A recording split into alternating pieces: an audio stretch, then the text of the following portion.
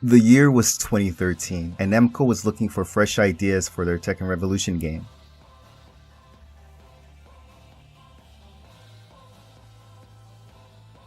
As a result, the gaming giants decided to pull out a poll for 10 new characters.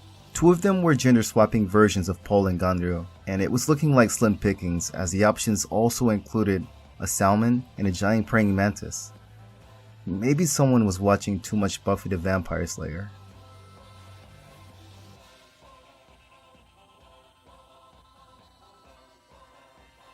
But fortunately, within this list were Togo and a quote-unquote sexy female Tekken Force character. Tekken has had a few military members such as Dragunov and Shaheen, but it was Lars's debut in Tekken 6 that gave us a small glimpse into the inner workings of Tekken Force.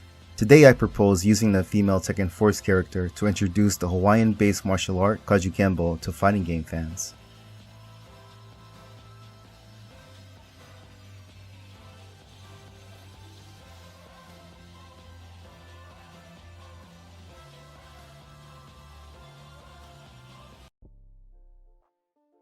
What martial arts would you like to see in future Tekken projects? After doing some polls in a few Tekken Facebook groups, I was able to find out that very answer.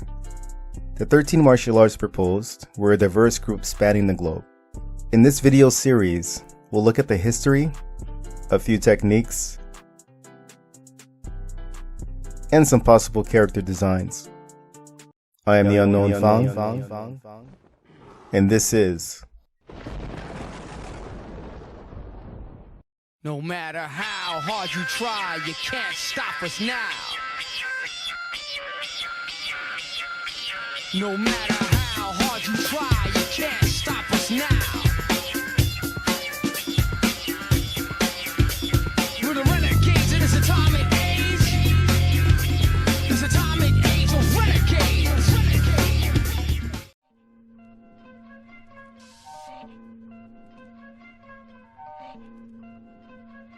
Martial arts are a little confusing. Some view them as the physical manifestation of the human spirit, unifying the body and mind in its movements, not unlike a dance. Other times they are viewed through the lens of combat sports, grounded in competition, rules, and fairness, with the primary goal of winning. The military, on the other hand, is all about survival. Men and women from various nations are put into life and death situations. And as much as the Geneva Accords would have you believe, the most important rule on a battlefield is making the other soldier die for his country so you can return to your own. Even though more specialized training such as explosives, small arms, and even drones are now a part of today's militaries, unarmed combat still plays a vital role. What if a group of military men who were more focused on survival and less on competition took the most effective techniques from various disciplines available at that time and worked together to develop a newer, more realistic way of throwing down?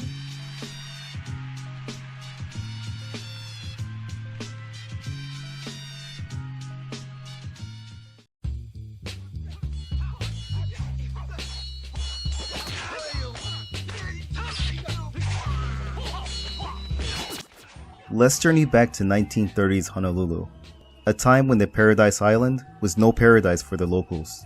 The merciless grip of the Great Depression weighed heavily on the small island, breeding high unemployment rates and a lack of law enforcement presence due to limited funding. Amidst these challenging times, Oahu held a unique blend of elements. The FBI set up headquarters, driven by concerns of Japanese espionage, while military bases dominated the landscape, housing soldiers, sailors, and marines burdened by the stresses of their service. This was also the era of Prohibition, where the outlawing of alcohol fueled a rise in gang activity. These criminal enterprises offered a tempting refuge from the daily grind, ready to satisfy any desire for the right price. This volatile mix often initiated clashes and escalated to fights and other criminal activities between the white servicemen and the local population. Tensions simmered beneath the surface, fueled by cultural differences, strained economic conditions, and the pressure cooker of military presence. In the midst of this turbulent setting, a group of young martial artists hailing from diverse backgrounds united. Their objective was not merely self-defense, but to master the art of street fighting. They tested their skills against the backdrop of real-life scenarios, often facing off against the Hole, white settlers who crossed their paths. And so the Black Belt Society was born. A gathering of determined men passionately honing their craft.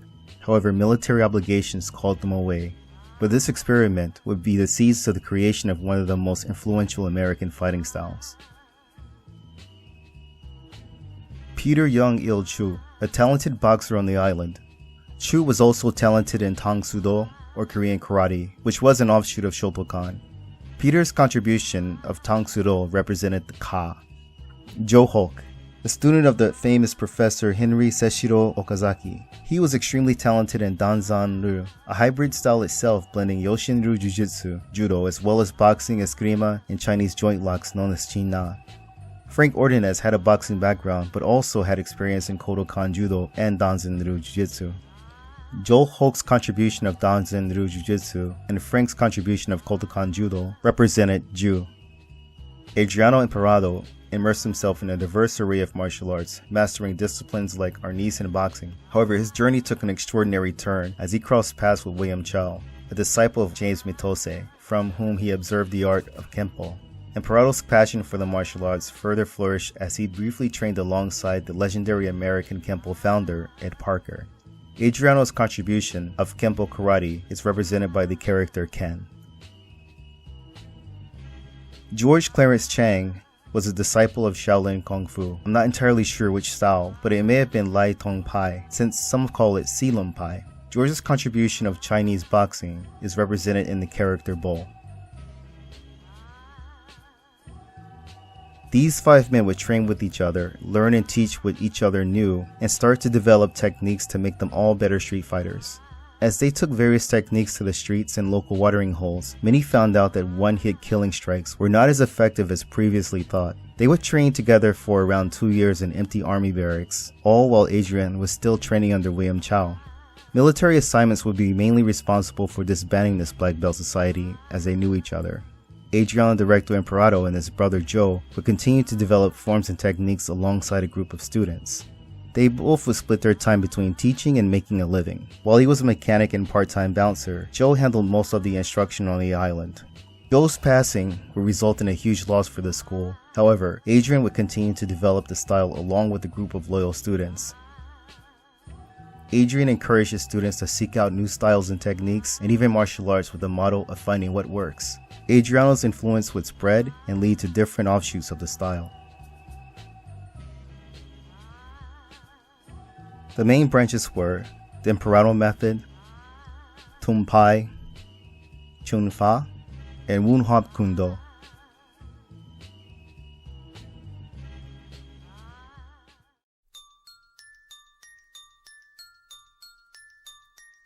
You can find self-defense techniques in a lot of martial arts. One thing I noticed with the Japanese and Chinese systems is the undying love of defending against the lunge punch, the exaggerated thrust of an arm. During this time, I always asked myself, how well would they fare against a boxer? You see, boxers are masters of the punch.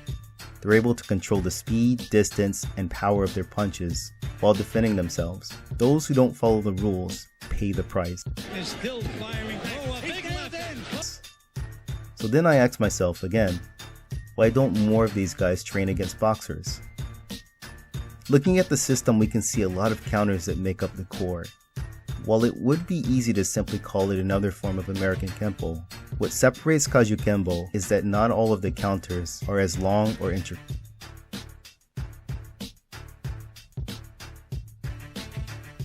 Often called the first MMA, disciples of this martial art make use of an unlimited number of techniques such as punches, hammer fists, knife hands, elbows, parries, grabs, takedowns, knees, and kicks to all parts of the body. The goal is to counterattack and then immobilize or break away. Many of these street fights involve unfair odds, such as multiple attackers, cramped spaces, uneven surfaces, limited lighting, so students are also prepared to use disarm techniques against knives, clubs, and even firearms. But what good is a disarm when you don't even know how to use the weapon you just took? As a result, students of the style also learn how to fight with various weapons, many from the Filipino arts such as the yanotok and balisang knives. The system incorporated 15 forms or pinyan, originally known as the palama sets, named after the community center where the art was historically developed. If the techniques worked outside, they kept it. If not, it was either examined more closely or completely dropped. Depending on the branch, more forms were added. One interesting note is that from each of the forms, you can see Kajukenbo's evolution. The first 4 sets are an extension of Kenpo Karate, a blend of Japanese and Chinese styles. 5 and 6 start to look more like Chinese forms. Each of these forms really show the uniqueness of Kajukenbo and its founders' willingness to expand the system. Finally, for a new Kajukenbo black belt, the ceremony of wrapping the belt around their waist is only the beginning of their journey. Students of the style are encouraged to develop and seek out more new ways to deal out punishment from other disciplines.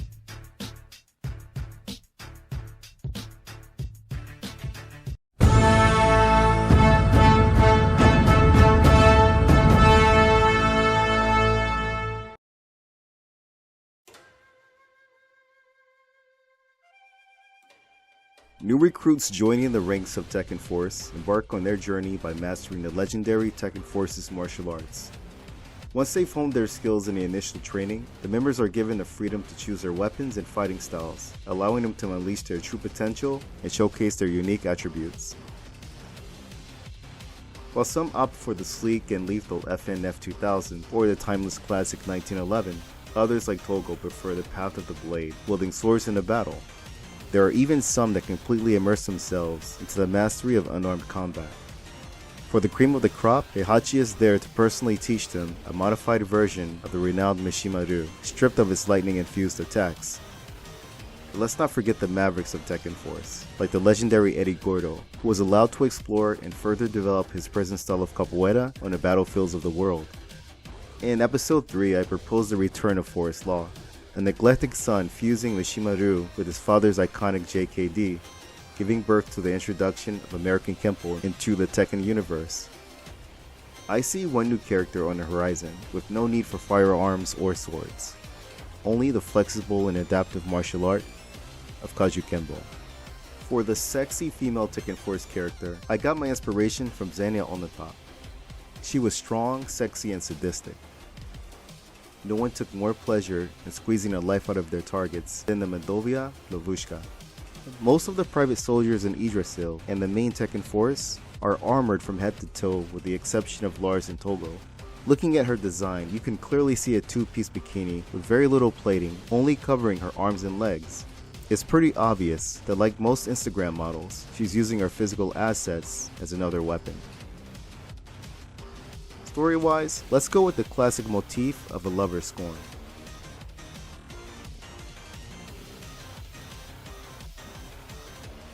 Originally from Texas, her family comes from the coldest mountains of Georgia. She volunteered for the Tekken Force not for any noble reason, such as Josie Rizal, or desperation like Eddie Gordo. No, Zoe's reason for joining Tekken Force was for much darker reasons. Somehow, she developed strong feelings for Lars while he was still moving his way up the ranks of Tekken Force. It's pretty obvious that she took his desertion personally. While he was against Jin's idea of waging a world war, Zoya, a bloodthirsty sadist, was always looking for someone or something to destroy or at least permanently damage. This is why they call her Crow. She is one of the strongest fighters in Tekken Force, but too hard to control. We could even call her a Crow given the fact that she prefers the frontline actions of the black-clad Crows versus the red uniform rear ranks of the Owls.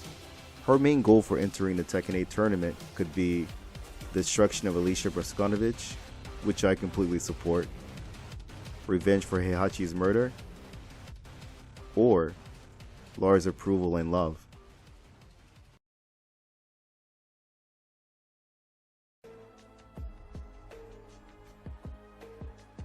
Gameplay-wise, in Tekken 8, Zoey could be a combination of the fighting archetypes of a 50-50, parry, and versatile character. Kajukenbo's mixture of strikes, grappling, and takedowns makes for an extremely adaptive fighting style. While not as good as a boxer as Steve, she could easily fall back on devastating low kicks and grappling. While not as talented in grappling as Paul or Dragunov, she would easily still have enough striking to stop their approach. Counterattacks make up a huge amount of her fighting style and would give her access to a versatile amount of parries, sabakis, and attack reversals. Kajukenbo is infamous for hitting their opponent anyway and anywhere. Her Pinan forms end both high and low, and adding them into the Tekken strings would really keep her opponents guessing. Her playstyle could be similar to Lydia's, with just more counterattacks. I also have an awesome idea on how to unlock her. If you could somehow use an upgraded engine of Urban Rain and make that the new Tekken Force side game, this would be a great idea to explore some old favorite stages, such as the Sky Ring from Tekken 3, Tekken 5's Moonlight Wilderness, or Tekken 6's infamous Nightmare Train. And a great way of introducing Zoya would be making her an unlockable character after beating this side quest.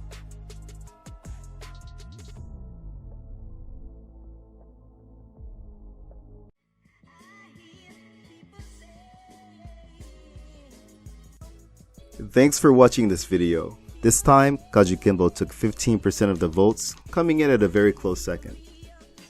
I can't believe we've made it this far, but I really appreciate the support, advice, and comments on how to improve. For my research, it has been really interesting looking at how martial arts have evolved in the United States. The men in uniform were able to fight overseas in conflicts, learn these different martial arts, and adapt them for very different reasons. Zoya, or the sexy female Tekken Force character, was a really cool concept, and I do hope it gets further developed by the higher ups in Namco. So, to introduce our next video, we are looking at the final one in the top 10 martial art that voters asked for. It's either going to be Hawaii's Kapalua, Pencak Salat, or Crab. This is called the Japanese crab technique. Just kidding. Eagle Claw. Thanks again for watching. God bless. Fang Wei. Out.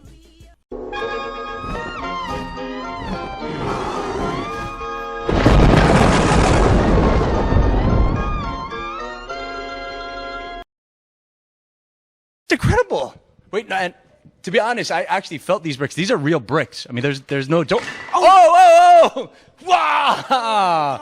Check it out, baby. Guns. Guns! How the hell did you do that?